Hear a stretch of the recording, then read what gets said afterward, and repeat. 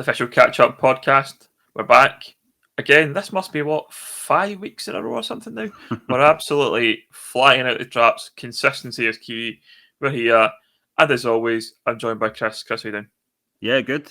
Obviously, another cup one, which can be hit and miss for us, actually, the cup games, depending on obviously on the results. But South Challenge Cup last week, Scottish Cup this week. So plenty of cup action this month, I suppose, and I've gone into next month as well. So there'll be a few cup specials, I guess, for the catch-up. Absolutely, some interesting results. Some of our old-fashioned scalps, we were calling it last week, took place. We'll start off in the Scottish Cup. I'm not going to run through all the fixtures, all the results, line by line, like I always do, because I'll get muddled up. We're recording on a Monday morning. It's a bank holiday for Chris and I, so it's a rare treat to be here on a Monday morning rather than having to do the day job. So let's make an easy one for ourselves, and we'll go through the Scottish Cup. We'll start off with a game between Pollok and Penicuik. It was a 6-0 win for Pollok. That was one of these West versus East matches. And Pollok coming out victors. We're 4-0 up at half time, Chris. Yeah, you do love those West-East games. You love getting that in there quite early, but fantastic result for Pollok, especially away from home. Penicuik, we know, have been struggling a wee bit lately under a new manager, still getting boys in them, I'm assuming, as well. So it's they're not the same Penicuik as old that we would expect to at least be on level pegging with some of the better West teams. I really like Lewis Colt. I really like him as a manager for Penicuik. I just think, obviously, you're coming up against a really good Pollok side, a team that's we all expect to be kind of high in the west of Scotland, if not title challengers, would be even in Clydebank. So it's tough, but getting beat 6-0 at home, not great. It's a learning curve for the Penicuik guys, especially some of the guys that haven't possibly played at a high level, because it's different with Penicuik now, where previously they did have the experience of East of Scotland Premier, Lowland League, even higher up into the SPFL. Some of these guys probably haven't been involved in the big Scottish Cup occasions and stuff like that. And Pollok showed that they're a really good team in terms of their experience. We know that their quality. We know some of the players have played at higher levels as well. So full credit to Pollok on that one. Great win. Noticed the likes of Evan Malley's in the score sheet again, and the guys that you would expect that we meant pretty much what we said last week, I guess, with Pollok. So great result for Pollok, no question. Yeah, I think for me, Pollok were one of those teams that I wasn't sure about at the start of the season. Just a new squad. Stuart Maxwell had come in last season and kind of inherited a bit of a squad. Managed to put his own stamp in things. Wasn't overly sure where they would go. I thought they'd be up the top, maybe top 4, top 5, but they started the season pretty strongly. Only lost one game, I think, this season so far, and certainly doing the right things. And that win over Penicuik is a good win for them. Gets them through to the next round. I know they love the Scottish Cup as a club, so certainly they've been on the TV in the past and things, which is always good for the club. And yeah, I think on Penicuik, I think you mentioned Lewis Colt. Seen his interview after the match, and got to give the guy a lot of credit. He did a lot of kind of harsh words to say about himself, and the kind of learning experience that he's had as a coach. He's a young coach, and I think he'll do very well in the game from what I've seen so far. But you're right, it's very much a transition period for Penicuik. But yeah, fair play to Pollok. It's a fantastic result. They've now got that squad. They seem to have that kind of cohesion and gelled quite well. So yeah, I think Pollok can be anything. The most amazing thing for me, especially over the last few games, is the amount of goal scorers. It's not goals, simply just coming from guys like Adam Ford. I mean, they're getting goals all over the pitch, which is a sign of a really good team, obviously. Regardless of your opponents or whatever, they do seem to be getting goals from, all over. I think even Fraser Mullen scored yesterday. So fantastic for them, fantastic for Pollok. Really good signs for the season ahead. No, I've got to agree. It'll be interesting to see how they go. Obviously, be a different beast at the moment in the league form, but certainly I think it's between Pollok and Clydebank to catch them if they do have a sticky spell. Moving on then to Wick Academy 1, Jeanfield Swifts 3. It's a good win for Jeanfield. That's a tough travel, I think, for any club up to Wick. regardless of how good Wick are as a side. I think if you've got to make that journey up to play Wick, they're a Highland League team. So I guess for Jeanfield, it's seen as that kind of, like, I guess we made a joke last week about old-fashioned scalps and maybe a recurring theme, but that isn't it in terms of like a Premier Division side beating a Highland League Tier 5 side. Yeah, Wick are not the strongest team in the Highland League, it has to be said, but with the travel and everything, still going up there and getting a win's pretty decent.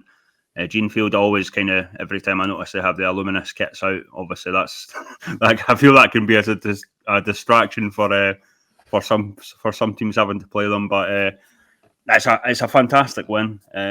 Especially for a team like Jeanfield that are based in Perth, they take a lot of pride in where they're from, and it was the same with obviously Luncarty, who also got a win. A wee bit of a spoiler if we were going to mention that game, Ben, but they beat Keith 5-2 away from home. So really decent for Perth football, actually, really good.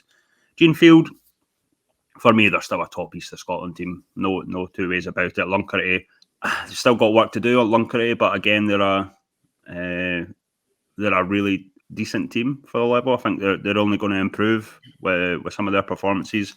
Obviously, I think the main thing for them is trying to keep their status in the East of Scotland Premier. But yeah, fair play to both teams, especially Jeanfield, because I think we've mentioned it previously, but obviously a lot of changes there in terms of their management team. Yeah, but it's the same sort of guys that are keeping them in the fight. Obviously, guys like Chris McLeish obviously getting in amongst the goals. So yeah, really rate Jeanfield, really good win, especially with the travel. And Luncarty too, I'll throw in a mention for them as well. Next game then to look at, we'll go to Turriff United 2, Sauchie 1. Another, I guess, disappointing result for Sauchie. Obviously coming up against Highland League opposition, but Sauchie, a team we've talked about plenty in terms of cup competitions. They love our cup competitions. That's them out another one this season. Not a great season looking like for Sauchie. Sauchie have brought in a few new faces over the last sort of month or so, and I don't know, they're just not the same team as they have been in previous years. You can't really put your finger on it because they do have the majority of the same guys there. Ross Kavanagh, he's so dependable for getting goals, but I guess it goes back to that old thing where you can't just depend on one player to pull you out of situations. And I'm not saying maybe there was a bit of an over-reliance over the last couple of years. We probably didn't see it. We just thought maybe Ross was on some really good form. Ross, we obviously rate him, but I can't put my finger on the issues with Sauchie. They have always seemed like they've not been the best defensively, and they've always needed that wee bit of spirit in the comeback. It's like they always seem to have went behind and they're maybe 1-0 down and then they come back and win it 2-1, 3-1 or something. But I don't know. I really don't know. I don't know if it's maybe a confidence thing because they have started the season quite poorly.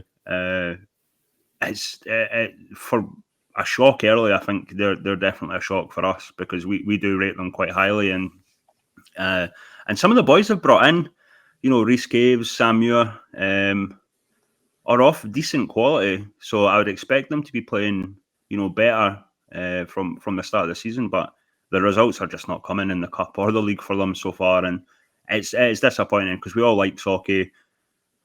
They're out, as you mentioned, 2 cups now, and it's just I don't know, how do you turn that around? I'm not sure. I think it's difficult from where they are. They're sitting up mid-table in the East Prem as well, so probably quite, don't want to write any team off, certainly from a league perspective, but a lot of work to do. But they're concerned in the league as well if they're going to challenge. We had them down as I think challengers at the start of the season, and the season's just not panned out at all. It's so early on, so feel for Sauchie quite a bit there. Next game then, Tranent 4, Hutchison Vale 1. I guess this was one we probably expected to be a win for Tranent. They've done that in easy fashion. I think Hutchie, they went up 1-0 in the first half, and Tranent turned it around in the second half to make it 4-1.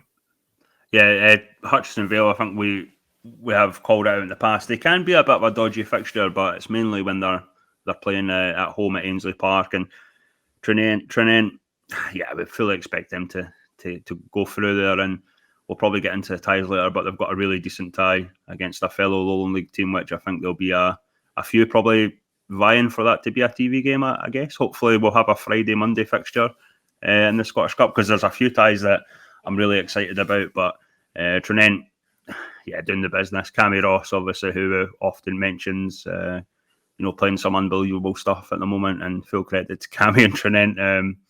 They're doing really well.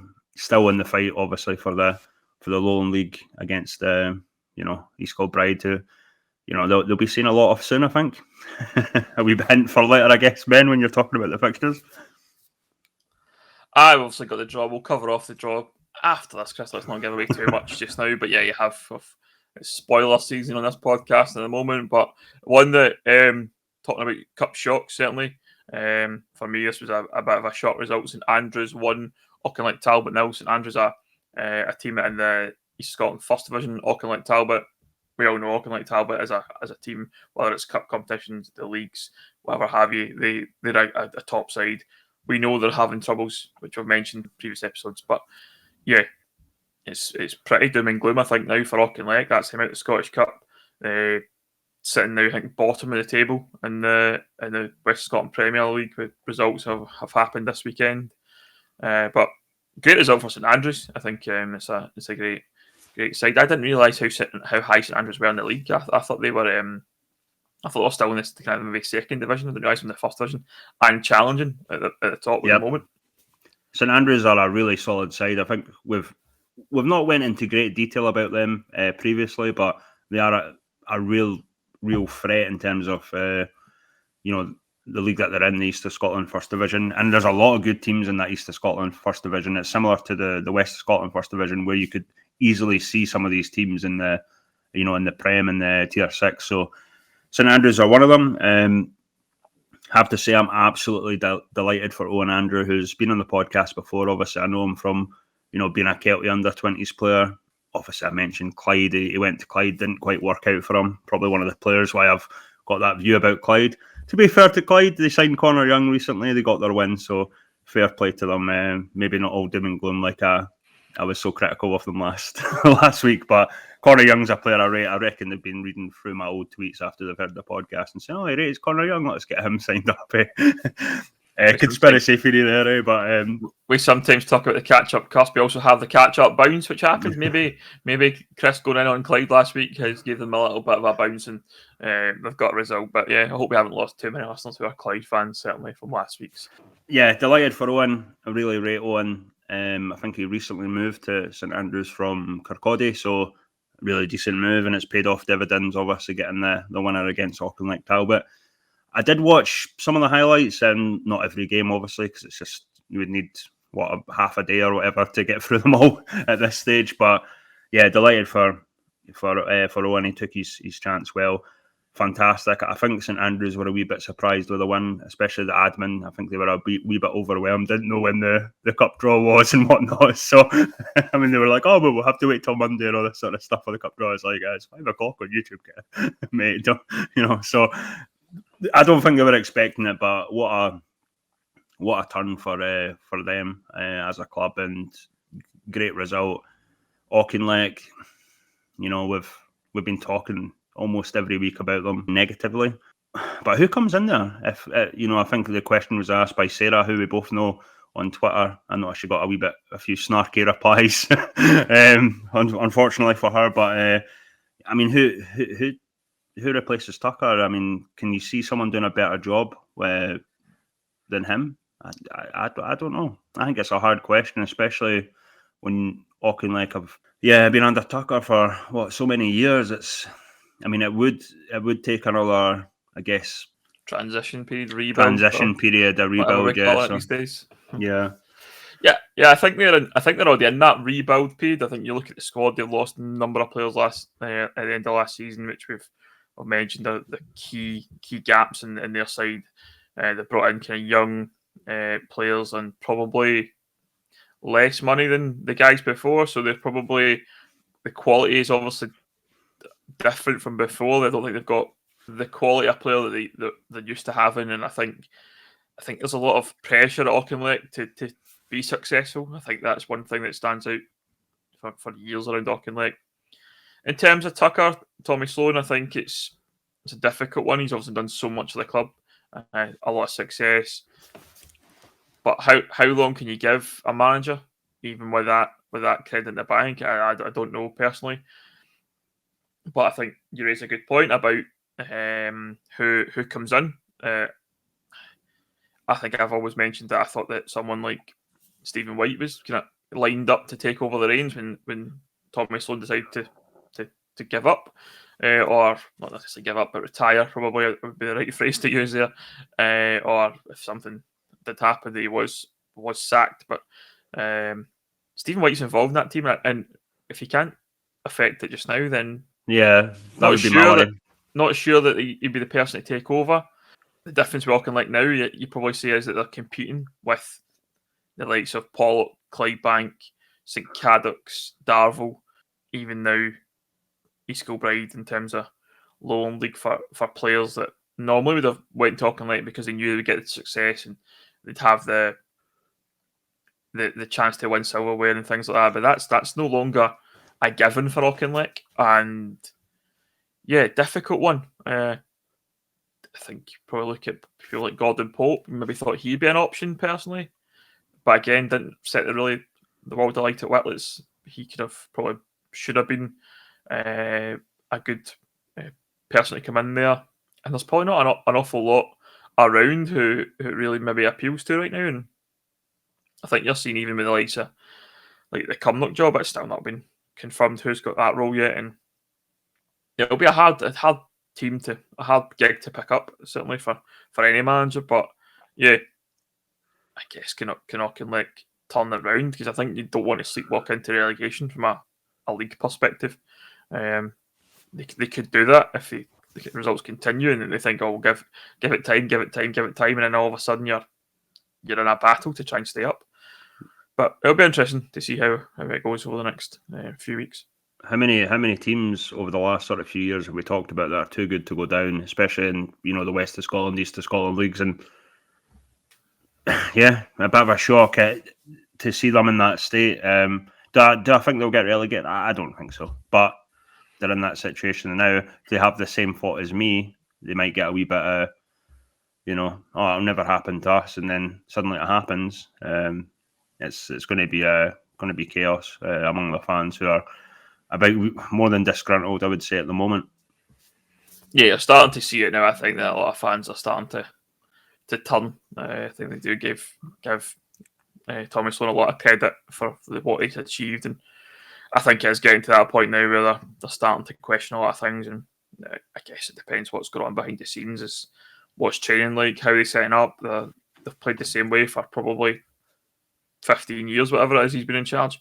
But yeah, I'm just not sure. I don't want Auchinleck to go down. I think they're too, again, they're too good for that. I think they're capable of getting out. But if you look at Irvine Meadow, you look at Glenafton, you look at Cumnock, who are all kind of towards that bottom end of the table at the moment, and they've all looked to change their manager or have changed their manager recently, and they might get that spike. And if the managers that are coming into those roles can turn it round, then Auchinleck might have a problem, and then who knows who'll get dragged in there. But yeah, we're here to talk about Scottish Cup. We've talked about Auchinleck plenty, so we'll move on to another game involving a Lowland League side. It was Musselburgh versus Gretna. It ended up 1 each after extra time, and it went to penalties, and Musselburgh were the victors in penalty kicks.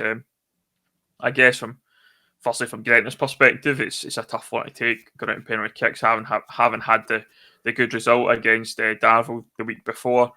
They look like potentially tightened up a bit at the back from what we're seeing, which is obviously a positive thing for Gretna, and to get them kind of out that rut that they've been in.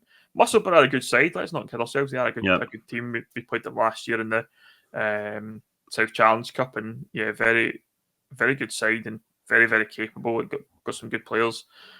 But yeah, it's a good result for Musselburgh. But it's that old-fashioned scalp, as we're calling it. It's a Premier Division team versus a lower league side, as the tiers suggest. I know we've got our opinions on the pyramid and the tiers and how it's all structured, but yeah, it's still a good win for Musselburgh. Yeah, Musselburgh, I think we mentioned it last week in terms of they've been free scoring lately, putting a lot of goals into other teams. And Gretna, I did fear for them in that game, despite the Darvel result in the South Challenge Cup, and they've done well. They've done well, I would say. And I know, obviously, Musselburgh are a tier down, but they're a really good, solid East of Scotland Premier side. I wouldn't, I would expect them to be challenging this year as well to potentially become a Lowland League side, against Broxburn and Jeanfield. So it's a tough one. But I always look back to Daniel Lang and the Musselburgh goals, DL as he's known. I mean, he's a giant. He's like Andy Leishman. He's an absolute giant. I asked I thought he was maybe 6'4". I actually had him on in the database as 6'6", so he's got to be one of the tallest keepers in the East of Scotland. So it's tough when you when you're hitting a penalty against him. I mean, he's a giant. It's going to be tough. And fair play to DL and Musselburgh for getting the win there. And Liam Burns, who I think we've talked about, another young coach, doing quite well. Musselburgh have, let's face it, I put a wee bit of money into that side, I would assume, with some of the guys who've signed in. They do look like a really strong outfit. Gutting for Gretna. But in the grand scheme of things, how Gretna's seasons went so far, I think it's a really decent result, albeit I think the boys will be gutted about it. But back to league business. Obviously, I've got the next round of the South Challenge Cup as well. So it's like what we said last week. I think they need to concentrate on the league now. If they play like they have over the last sort of few games, I think they'll be all right, Gretna, and hopefully they can pick up a few points and get the spirits up in terms of the league. I think so. I think they're looking better, and it's just about building on those results. I think we've mentioned that previously. It's getting that form and then taking it into next week's league match, and then hopefully get some points on the board and try and get out of that kind of relegation battle, or at least pull in some of the teams above them. I think we've got a kind of a small gap now between Gretna and East Stirlingshire, above them. So from their perspective, they want to either try and pull teams into that battle to make it a bit more of an open relegation battle, or get out of it completely if they can, which is obviously the target. Next game then, Gala Fairydean Rovers 8, Strathspey Thistle 2. This game was 5-2 at half time. You got your money's worth if you went to this one, Chris. Yeah, I watched the highlights of this one, and mainly to see if Jamie Semple's been sticking to the centre, and I think all 3 of his goals, another hat-trick for Jamie, and his header, he's been getting in there, and it's exactly what we said. What I've said about him. He should stick to the centre, get goals, and he seems like he's doing that for Gala. Nicky Reid's goal, one of them. I mean, I think he channeled his inner Lionel Messi, absolutely skinned a few of the players, and it's old-fashioned Nicky Reid for me. I think he's a great player. He scored a header as well, which is I can't remember Nicky ever scoring a header. I might be remembering it wrong, but he's not one of the tallest players on the pitch, and he's scored a header. So remarkable. Gala, I wouldn't expect them to lose that game, to be honest. Strathspey, I honestly think when they went 2-0 up, they had their head in their hands. Like, I can't believe it. It's like, honestly, they've probably not. They look like a team that haven't been in that situation, which I think shows where they are in the league as well. It's like they probably couldn't believe they were 2-0 up. They weren't switched on in the 2 goals. In fairness to Strathspey, they did have another few chances to make it more. But Gala, I don't think it was weird. 2-0 down, but it didn't feel like they were in any type of danger in that game. But considering how they play, I give Martin Scott full credit to the way they play. I think he plays football right. Gala are always an entertaining team to watch. I think some of the younger guys they've brought in have really helped with the style. They went for a sort of younger base this year, which I think a lot of teams have, I would say, but it's probably more to do with the financial end. Whereas Gala, I think, are bringing these guys in to play how they want, basically, and it's worked. I guess it still surprises me that Gala aren't doing a wee bit better in the Lowland League, considering how well they play and the players they have. But it's an excellent win in the Scottish Cup. I don't think there'll be any guys more delighted than Martin Scott, Jamie Semple, as I mentioned, scoring goals for fun this last month. Nicky Reid, who I rate, he's my boy. Delighted for him. He's my boy. He's my boy. I've got a few boys, but nah, it was fantastic, and they took their goals really well. I think Jack Beaumont scored an absolute peach with a free kick as well. So yeah, they're really good to watch. Gala, really, really happy for them. But yeah, as I say, Strathspey, I think, were probably a wee bit not prepared for going to nil up. I think they would have probably preferred for that game to go differently, so they could settle themselves a wee bit. I think they possibly panicked a wee bit when they're ahead, because the situation they're not used to being in, I would assume. So yeah, brilliant win for Gala. Emphatic comeback, considering they were 2-0 down after 20 minutes. Plenty more comebacks to talk about in this podcast, Chris. I'm sure we'll cover off. I heard. But we'll talk about the next game then. East Stirlingshire 0, Huntly 1. I think for me, this is a great result for Huntly, given the 3-hour travel down to Shire. I guess two teams in the same tier as is, but it's not going great at all for Shire, is it? Shire are a very funny one. They're on and off. They have a decent team, but I think, again, they're one of these ones that have probably went a wee bit younger in terms of, their squad, apart from maybe obviously Jamie Piper, who we rate. We talked about Jamie Penker last week, obviously getting goals, and I don't know, they're just I would rate their side, but I think when Pat Scullion came on board, he brought a lot of the guys in from Swifts, Hillfield Swifts, and a lot of these guys haven't played at a higher level, so it will take time for them to adjust to coming up against, your East Kilbride, your Tranents, even these Highland League teams in the Scottish Cup, because I would assume that a few of them, similar to that Gala squad, have not been at the level in terms of playing these big Scottish Cup ties. So there's probably nerves involved there. There's probably a wee bit of tension in terms of, like, we need to perform here. Again, it's one of those ones where it's hard to just judge East Stirlingshire at the moment, because they're not a team that I expect too much from now. Whereas at the start of the season, I thought they'd probably do a wee bit better. But yeah, they've fallen into that sort of the Troon category now, where I'm just not too sure about them week in, week out, because they'll get a good result and then it'll be back to losing. So there's just a lack of that old word consistency, isn't there? Absolutely. You mentioned a team there, East Kilbride. They won 8-0 against Whitehill Welfare. Let's be honest. Skip over it. Not a lot to say here. Absolutely expected. 4-0 up at the half-time.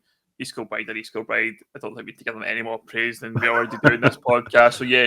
I did notice that Mick had been talking about injuries. Apparently, East Kilbride have had a fair few injuries lately. I mean, they've brought in another player, Chris McQueen, who I believe was at Weymouth or something like that, and he had previously been at Celtic. But yeah, their squad's going to be absolutely massive when they've got a few of these guys back from injury.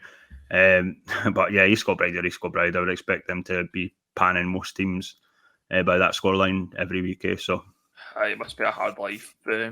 Mick Kennedy. I need to actually check the numbers in their squad. I should know that information. 24 according to Transfer Market as I look it up now, because they signed Alan McKenzie as well recently. He came in. And they got the boy in on loan as well. Wraith, yeah. Aaron Arnott, yeah. So I mean, it must be great to be able to bring in guys just like willy-nilly whenever you want, really. Like, my tiny violin's playing for East Kilbride right now. Moving on then, Dunipace 1, Cumnock Juniors 3. I think in the grand scheme of Cumnock Juniors, this is a good result for them. They've been toiling lately, currently without a permanent manager. But obviously Dunipace, we know they're a good team. They beat Evermeadow in the last round of the cup and have probably gave a good account of themselves. It was one each at half time, but Cumnock coming out on top at the end. Yeah, Dunipace are a tricky one. Probably another team that are really kind of used to getting further in cup competitions, a wee bit like Sauchie previously. So yeah, really good result given everything that's gone on at Cumnock. We don't have to go too heavy into it, Ben. We've mentioned it, the last few weeks on the podcast. But yeah, good result, especially. I think it's a good thing for them in terms of getting a new manager in, because a new manager might like the fact that they're still in the Scottish Cup. Yep. Gives him a wee bit of a reputation boost if he's not used to that sort of thing. to begin with. Cumnock, decent win, really good win, especially at Dunipace, who we know can throw up a wee shot here and there as well. Decent. Moving on to the tie of the round, I would say. Dundonald Bluebell 2, Kilwinning Rangers 3.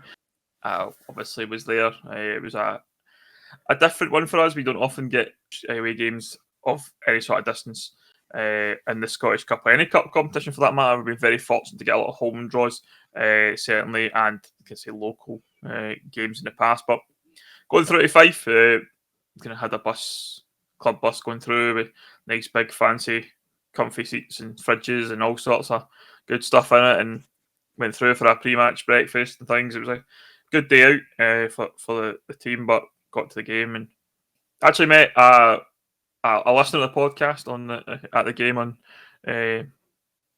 on Saturday. Dode Allen, you know Dode? Yeah, no, Dode, yeah. Yeah, so met Dode. He was filming the game for, I think, QTV and did all the highlights. So it was good to meet him and get a good chat before the match about different things and different tiers of Scottish football. And he sorted me out with some footage as well after it. So it was, I appreciate it. I thought, quick shout out for him. But in terms of the game, certainly we were 2-0 down within like 25 minutes. It wasn't looking remotely good for us. I was contemplating going home at half time if it was 3-4, maybe 5-0 the way it was going. But a lot of credit goes to Chris Aiken. I think he made 2 changes, took off his captain Ben Lewis and took off Jack McCalman. We went. It's after half an hour or something, wasn't it? Yeah, so we played 3 at the back. With wing backs, Ben Lewis was playing right wing back, which is not a natural position for him. But made a decision to take him off. Brought on the 2 new boys that we signed during the week, Adam Caldwell and Cameron McNair, and changed the game as far as we're concerned. We were totally dominant. We were much more balanced. We got 2 goals back. Took in at half time 2 each, and then Kieran Wood got the winner just after half time, and we were in control at that point. Couldn't lay a glove on us, but just glad to get in the next round, I think. You kept Darryl Healy quiet, I take it then, because I saw it was Barry Sabanda that was on the score sheet. Barry, a decent player in his own right, and there's a few for Dundonald in fairness, but good win, especially that change from from the manager at around the half hour mark. That can sometimes be a bit risky. But as you said, he changed the game. Brilliant, absolutely brilliant. I think we were saying that on the sidelines. I think it's not like a league game where you can maybe go into kind of damage limitation mode and try and keep the score down and you can battle back for a point, then fine. But you had to go for it at that point. It was either going to be 4-0, it was going to be 3-2, and it worked. So yeah, I got to give them a lot of credit. The boys put in the performance in the last 60 to get the win, and we're in the next round. They've got a nice tie to look forward to in that. Next game then, Dalkeith Thistle 0, Clydebank 7. Another convincing win for Clydebank, probably in that bracket of East Kilbride right now. Fully expected Clydebank to go and do the business there and done it in convincing style. Liam McGonagall's birthday on Saturday. I think he would have had a really good one after that game. I think he scored 2 goals as well. So fantastic for Liam. To be honest, would have expected Clydebank to win there, and they have done comfortably. Cowdenbeath, Linlithgow Rose was 1 each after 90 minutes, and Cowdenbeath got the winner in extra time to set themselves up for a tie at Buffs Park. I bet they're looking forward to that one. Yeah, I'm going to have to throw out a few other names to keep quiet on that one. Jamie Docherty obviously being the key man for Cowdenbeath, but a lot can change in a month of football. I'm sure Scottish Cup money, I'm sure Cowdenbeath might invest in a few more players if they want to do that. But they're looking not bad, Cowdenbeath. I think there's a quiet confidence about them, especially in the league. I think they're not doing too badly. Linlithgow Rose will be gutted to lose that, even if it was away from home. But I guess I would say, I really rate Linlithgow Rose. I think they're one of the higher teams in the Lone League, but I think Cowdenbeath are on par now. I really do. Under Callum Elliott, I think they are a top side. Given the team they've got, I think they're a solid team, and I could have saw that going to Cowdenbeath, obviously, but that's what's happened. But yeah, tough game against 2 Lone League sides. Next game then, Camelin 1, Civil Strollers 2. I guess in the tiers, you look at it, you go, yeah, probably should be a win for Civil Strollers on paper, and they done just that. Yeah, Camelin, I think, were aggrieved at the penalty decision, and having seen the highlights, I agree with them. I don't know if that was a penalty, but Innes Lawson puts it away as Innes does. It's a good result for Strollers, given the fact that Camelin are we talk about tiers, as you mentioned. They're not a team that are where they are. Basically, they should be probably playing a wee bit higher, even maybe East of Scotland Prem team. So it is a good result, but it's hard with the angle. But to me, it's not a penalty. Sadly, to say for Strollers, but they'll not be caring. I think there was a few dodgy decisions over the weekend in football. Don't like to overly talk about referees because there's one guy on Twitter that always calls me out when I'm wrong about referee decisions. I think he must be a ref or something. I'm sure he is. So yeah, he's one of those guys that calls you out like, no, this is why the ref's given that and blah blah blah blah blah. And I'm like, okay, mate, okay, but refs can make mistakes too. They're not infallible. I mean, the decision, the penalty in the Spurs Arsenal game. So let's move on. All referees are great in my opinion. Just put that out there. I think they're all brilliant. Party line for the Buffs there, isn't it? No, that's personal opinion. That's nothing to do with the Buffs. That's they're infallible. Absolutely infallible. That's a personal opinion, and not the views of Kilwinning Rangers or the Official Catch Up podcast. That's the views of Ben Grant. Referees are sound people, honestly. Moving on, then we'll talk about Cowdenbeath 1, Fraserburgh 2. Fraserburgh, we know they're a good side. They're a team that compete at the top end of the Highland League. Cowdenbeath are in that kind of sticky spell. We don't really know what's happening with Cowdenbeath. They're obviously doing their best, but yeah, a good win for Fraserburgh. I feel sorry for Ricky Waddle because I think I get the impression that he really does like the Scottish Cup, but Cali Braves never really seem to have a run in the Scottish Cup over the last few years. So they're against a really good Fraserburgh side, regardless. I don't think they're as strong as they have been over the previous years, but yeah, it's a difficult one for the Braves, considering they've not been so great this season.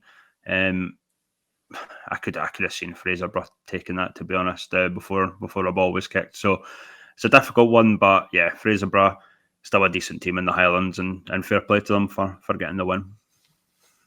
Next game then to cover off, Berwick Rangers 5, Berwick 1.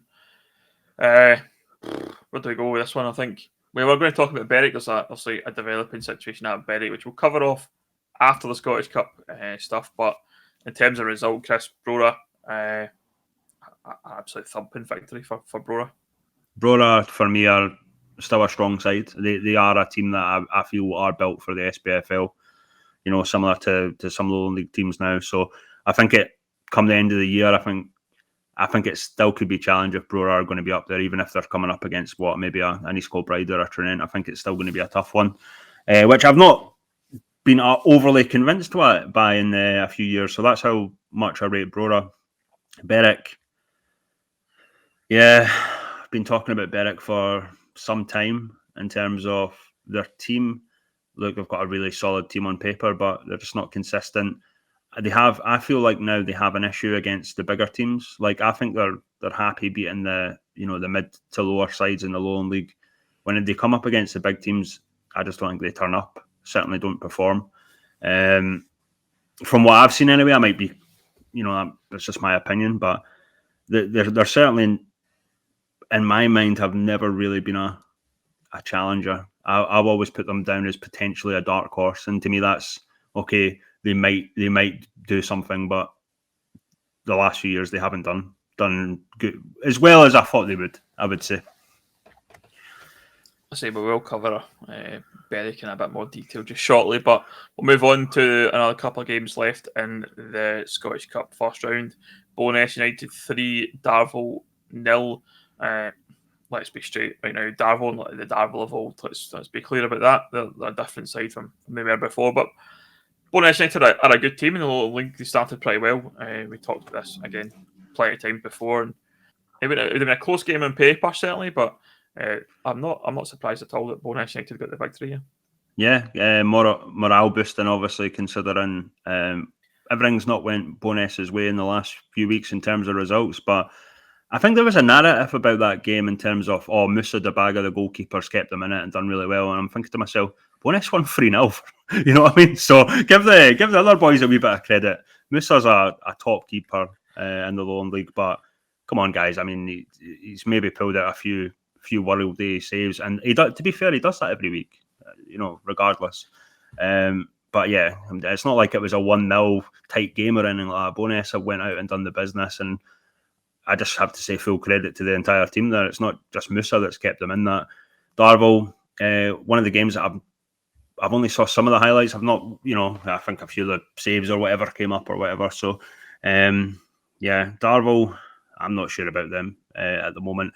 I mean, it says a lot that we're not even talking about them as a potential challenger in the West. I think the names that come up are obviously Beeve, Clydebank and Pollok. So, yeah, definitely not the Darvel of old. Final game then to cover off in the Scottish Cup is Broomhill 3, Cumnock Colts.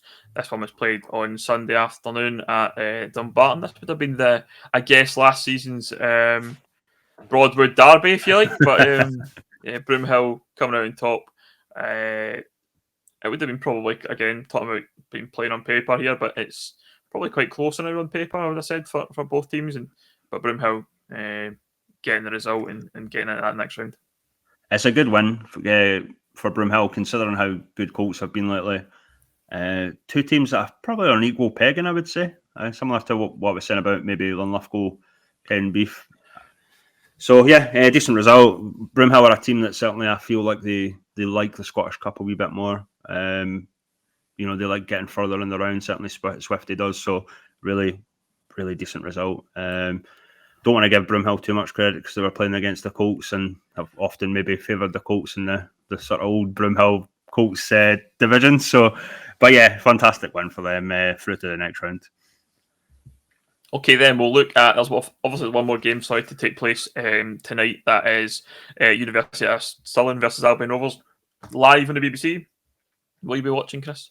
Oh, definitely. Obviously, no secret that I don't know if we're good pals or not, but certainly I'm very fond of Chris, and we do talk semi-regularly about certain things in football and that behind the scenes. So obviously I'm not going to show bias towards Stirling Uni. I've said often that Albion Rovers, I think, have been a really welcome addition to the Lowland League. We've changed our tune from a few years ago. Someone actually asked about that sort of thing, and I was like, look, it was mostly Brian Reid's comments in the past, but I think it's going to be a cracking game. Hopefully it will be. Hopefully it'll be an eye-opener to people that watch it in terms of maybe not have seen the Lowland League before.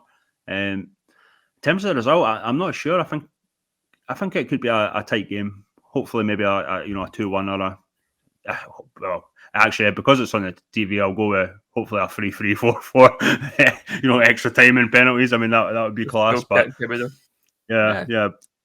It'll be interesting to see how they both play. It'll be good to see them both on TV and get a proper look at them. And I guess from a catch-up perspective, we don't get a chance to see a team in full kind of 90 minutes very often. So it'll be good to sit down and actually. FM ratings aren't finalised yet. So whoever plays poorly, I think down 5. So I'm only kidding. As a worldie, up 5 maybe. So it goes. Right, we'll move on to the draw for the second round. This is the point in the Scottish Cup where the League 2 join the draw.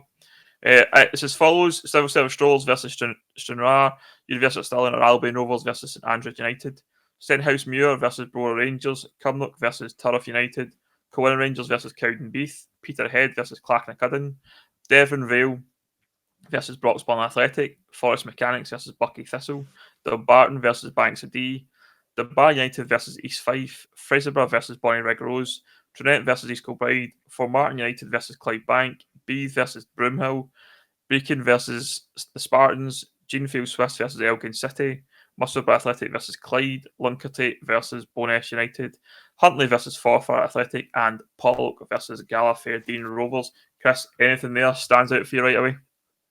One thing I did highlight is the fact that we have 2 repeats of the Highland Lowland League playoffs. It's a bit odd that Bonnyrigg are travelling to Fraserburgh, who obviously they beat before Cowdenbeath promotion. Then Spartans are a rematch against Brecon City. So that was very odd. That sort of came out at me, to begin with. But I guess Tranent, Kilbride, I think we mentioned it or preluded to it. That's one that certainly stands out for me. I know I'm not often too fond of two teams in the same league facing each other, but that's a cracking Scottish Cup tie. I reckon that might be a one for the telly, but we'll wait and see. Aye, so there's like a topic, the TV game. That's an interesting one. What, does that appeal to the masses? I think you're always looking for a game that appeals to a big audience. I understand, obviously, Mick Kennedy's in charge at East Kilbride, and the Soldiers of Love chat and all that will have maybe having an effect on people, and I'm interested to see what Mick can do. Cy Ferry's obviously now involved at East Kilbride as well. He'll have an audience, or they'll have an audience via that. But yeah, I'm not sure that game's the exciting TV game. I think there's a few more that for me that stand out. You probably look at that Stenhousemuir versus Brora game. It's one that probably jumps out to me. He's like shaking his head. But you've got to think about how the BBC work, right? You've got to think. Look, if you think about the narrative, though, like that's why Albion Rovers are on telly. Let's face it. I mean, the narrative, Albion, the fallen giant that went down to the Lone League and are playing Stirling Uni or whatever, right? But the narrative for me with that Tranent East Kilbride game is the fact that it's Mick Kennedy. That's 100% what the BBC will go with. Mick, last year you went with Darvel, blah blah blah. Can you do it again with East Kilbride? Yeah, I mean, I think for me, but is that boring? I think that's the thing. Like they've done that last year. I think when you look at the likes of Clydebank, Pollok, etc., they've had that before on TV, and they're probably looking for new angles a lot of the time. I think the other one that maybe stands out for me, Musselburgh Athletic versus Clyde. Possible potential. What's the narrative though? Like, but you're looking for an upset, though, aren't you? You're looking for an upset. So I think you look at teams and who can potentially cause that upset. I think Musselburgh versus Clyde is one potentially. You've got that there. Again, Steny versus Brora. Brora capable of beating Steny for me. And I'll put my name on my colours to the match straight away and say I think Kilwinning Rangers can beat Cowdenbeath. So I think that's at home, yeah. At home, yeah. And it's again, going in your theme of kind of fallen giants, Cowdenbeath have been that team up in the leagues and are now down to. You're just pitching for the game to be. I absolutely am. 100%. To be at Buffs, I should say. Some texts were sent last night, man. 100%. I was like, there's definitely an angle there. We're now in the tier 7, so it looks like an even bigger upset than it would have been last season if it had been stayed in the Prem. So. And then you come back to the point about Fraserburgh and Bonnyrigg, previous. It could be one of those two games that are actually on the telly. I think again it comes back to the BBC and what they want to do. Do they want to travel to Fraserburgh to film a game? Sometimes they don't. I think that's they like to keep it kind of central belt. Sometimes as well. So I think you look at the Beath versus Broomhill game, another one that's a potential interesting tie, but I don't know if Beath could host it on a Monday night, for example, without any floodlights. I think that would be a challenge for them. So it'll be interesting to see what comes up in the cup. I'm looking forward to it. I'll be a dad by that point when that tie's been played. So I'm just hoping I can make it to the game. I think don't get me wrong. I'm all going well with Lauren and the baby. I'll be at the game on the following Saturday against Royal Albert. That's the intention for me, is to hopefully get back to football quite quickly. Yeah. But probably should run it. It might affect the podcast. I'm assuming, Ben, but we'll see how it goes with that. Like, obviously, we'll see. We'll see what happens. I mean, it's my first child. It's going to be an interesting one. Everybody tells you don't get any sleep. That's all I hear right now. So I might be napping during podcast time, but. We'll do our best to keep it running. We'll see how we can fit it in. I've got some paternity leave to take from my work as well, so I'll be off and I'll be a bit more available through the. It goes quite fast, mate. It honestly does. I've been there and done it myself. So, yep. we'll see, but yeah, we'll do our best to keep it in. And obviously, we'll still be in Twitter and stuff like that anyway. If there's anything exciting to talk about. But that rounds it up for the Scottish Cup. We'll move on to the topic we've kind of alluded to a couple of times already on this episode. Berwick Rangers released a statement. They also got knocked out of the cup by Brora 5-1, like we talked about. And they released a statement last night relating to kind of club finances and stuff like that, which suggested on a bit of a how do we call it? A bit of a sticky wicket when it comes to club finances. There, per a statement, how they kind of look at the Scottish Cup as a potential lucrative resource for money to bring in, which all clubs do. Totally understand it. But the suggestion is they're going to have reporting a loss for this financial year of £115,000 for a club like Berwick. That seems pretty unsustainable, Chris. Yeah, and it comes as somewhat of a shock, considering we have had a few Berwick people on in the past, and they've talked about, generating income for the club, and we often credited that hard work. But I think it's been a struggle, obviously, with COVID. To be fair, I think they mentioned that at the time. However, what wasn't mentioned, which was mentioned in the statement, was the fact that a lot of their income has been taken away. 95% of their wages or something like that for their players, which was mental for it. That's mental to me. But yeah, obviously Liam Buchanan posted that he'll be sad to leave Berwick because basically they're going to have to get rid of players either on a permanent or temporary transfer. I believe the players are Callum Antel, Blair Snedden, Alex Harris, Michael Travis, Graham Taylor, Liam Buchanan, and Lewis Baker, which I'm assuming will all be their higher earners. Obviously, Michael Travis, a top centre back at this level. Callum Antel, a top keeper, and Liam Buchanan, who was a top scorer last year. I think it's very concerning for Berwick, considering that they're a team that have obviously tried to put money in to be at the top end of the lower league. We've mentioned it's not happened really.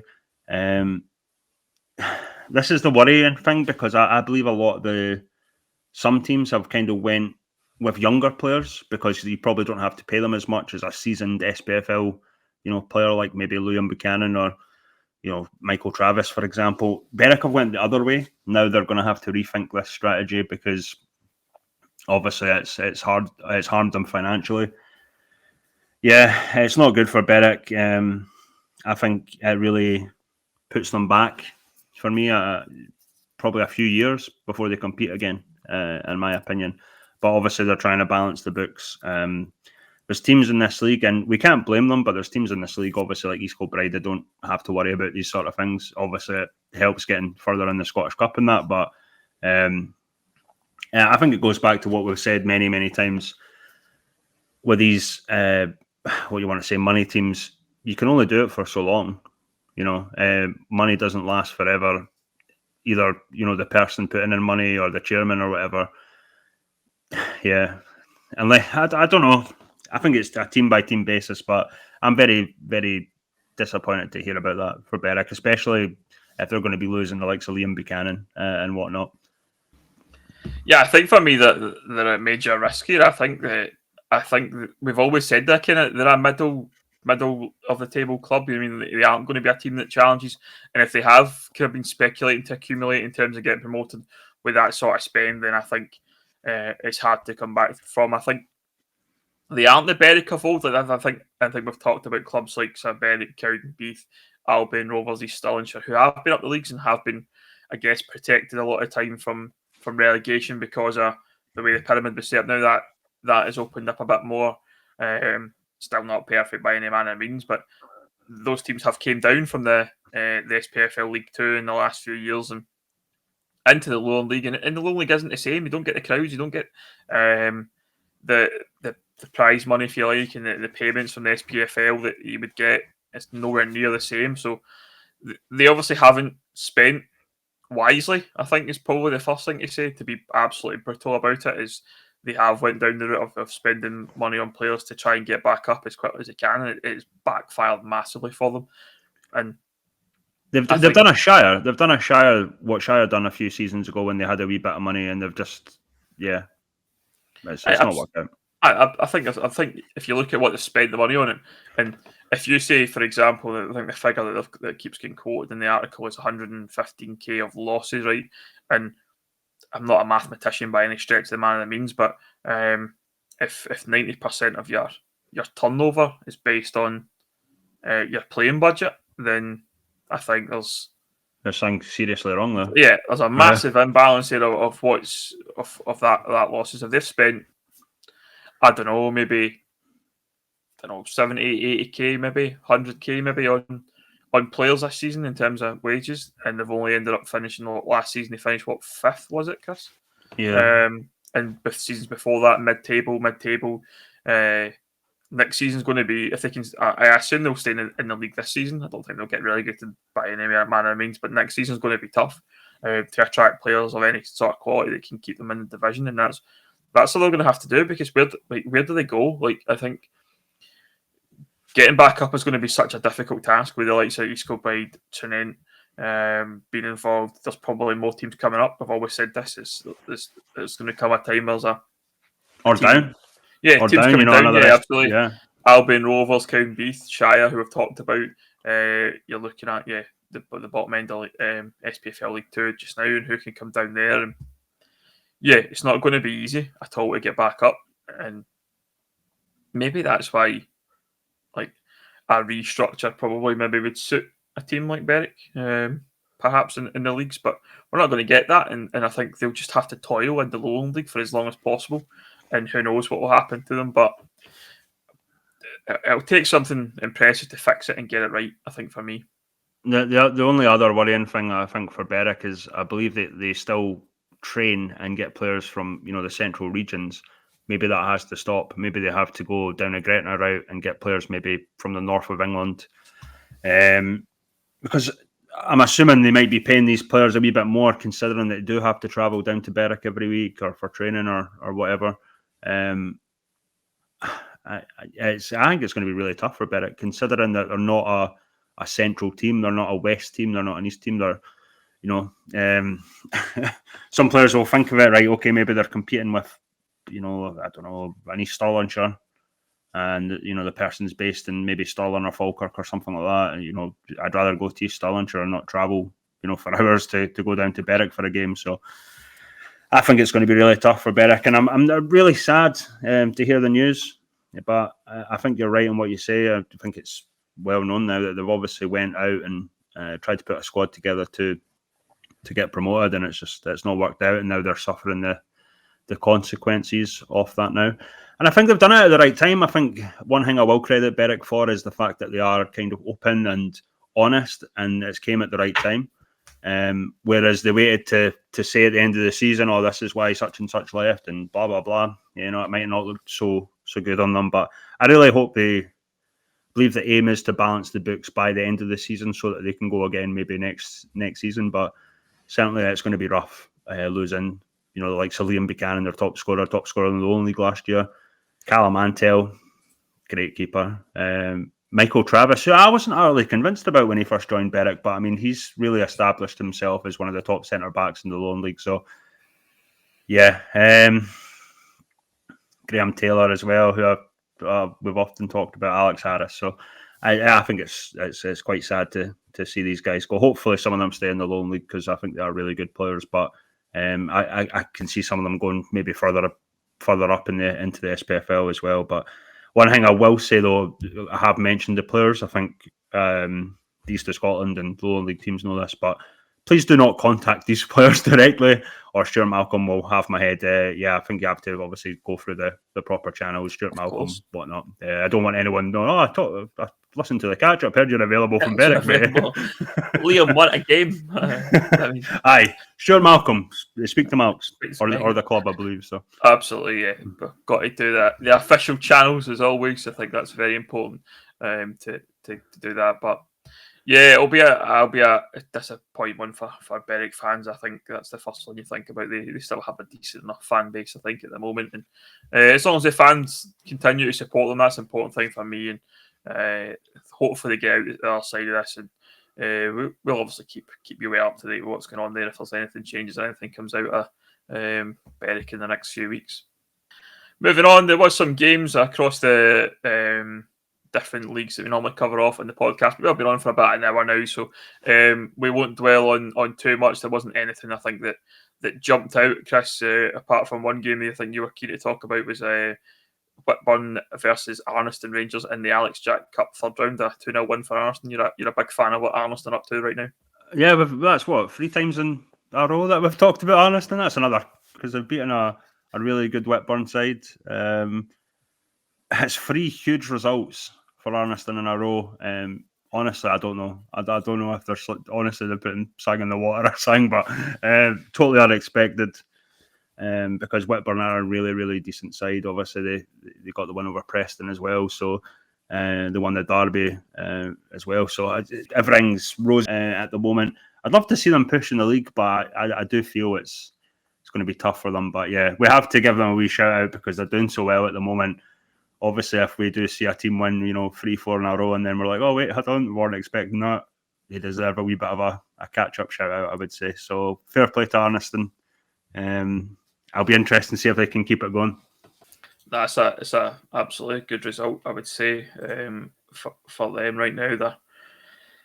I don't know if a lot about what happens in East of Scotland, certainly, but I know you're keen on them as a side, and it's a welcome win for them. But I don't think there's much else to talk about. There was a few games in the West of Scotland. There was a few games in I think one game in the East of Scotland Premier League as well. But Scottish Cup being the main focus of the episode, I think we'll wrap up there for this week. If you want to catch us on Twitter, get us at the official catch up. Get us on all your favourite podcast channels or platforms. Official catch up. Remember, hit like, subscribe on those, and on YouTube at the official catch up. You can watch us in all our glory as I sit here in my office, and Chris sits in front of the big spoon as always. With a big mini.